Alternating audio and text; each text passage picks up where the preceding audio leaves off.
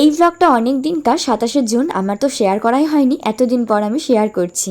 আজকে ছিল দিদির বার্থডে, তাই দিদি তো এখানে রয়েছে, সেজন্য কাকিমা মানে দিদির শাশুড়ি দেখা করতে এসে দিদির সাথে, আর সাথে নিয়ে এসে গাছের আম আর লেবু। সবাই এখানে গল্প করছে, আর এদিকে দেখো দরজায় কে ঝুলছে।